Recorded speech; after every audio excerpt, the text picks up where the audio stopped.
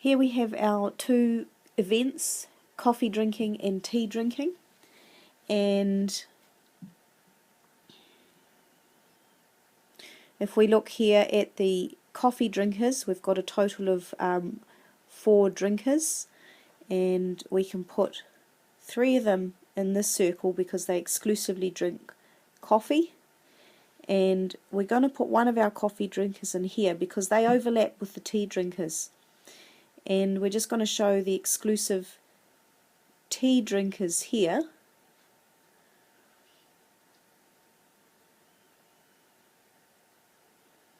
So drinking tea, we've got 3 in total, 2 of which don't drink coffee and 1 that overlaps with the coffee.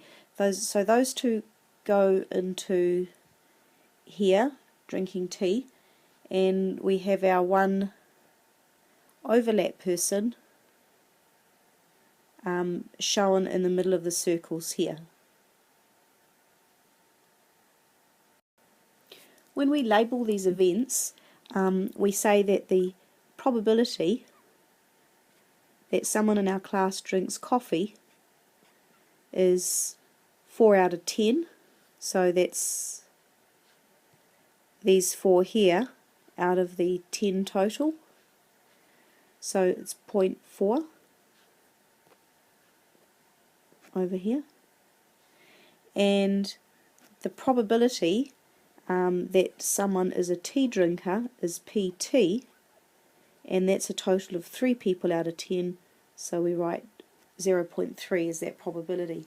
So you notice that the probabilities of drinking of either of those events ignores the overlaps.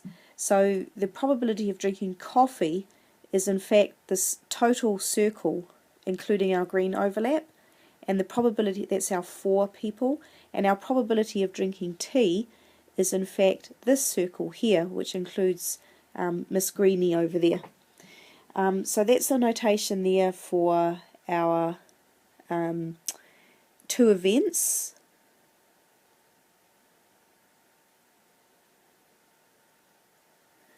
The one in the middle, the green person there, our 1, we label that as the probability of drinking coffee and tea. So that looks like a little N, but it's a little hook, and that's actually 0.1. So I just want to really highlight here that there's no exclusive clubs here. Nothing is exclusive. If you are in our coffee club, you can be in that club if you drink tea or anything else. The club is just the people that drink coffee. So anyone who drinks coffee belongs to the coffee club, so it's 0.4. Alright, we don't care if they drink tea or don't drink tea. If they are our coffee drinker, they belong in the blue circle. So when we write probability of drinking coffee, they might do a whole lot of other things and drink a lot of other things, but they are in the coffee club. Okay, and same with our tea drinkers as well. If someone is a tea drinker, then they could also be a coffee drinker. Alright, so probability T is not exclusive T. It is not the inner circle. It includes any overlap as well. And when we do have exclusive, we are talking about this little group here, this 1, and this notation, coffee and tea, is what I've been referring to as the overlap, and that's the 1 person. So here, they are the both. The final idea and the final notation is the or set, and this can be a little bit tricky, but the or is whether you drink coffee or tea. Okay, so if the probability that someone drinks coffee or tea, it doesn't matter whether it is coffee or tea or both, they are in this club. Okay, so they're in our beverage drinkers club. They are either coffee or tea or both. Okay, so on our table,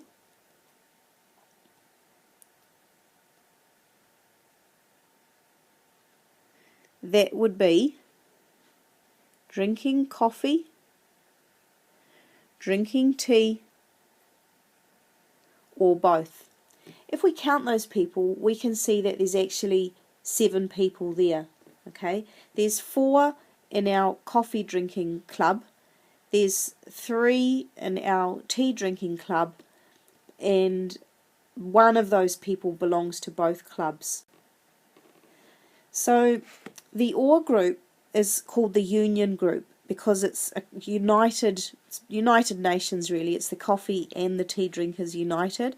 So we write that as the probability of drinking coffee or tea, unioned with tea, and that's equal to the probability of drinking coffee plus the probability of drinking tea.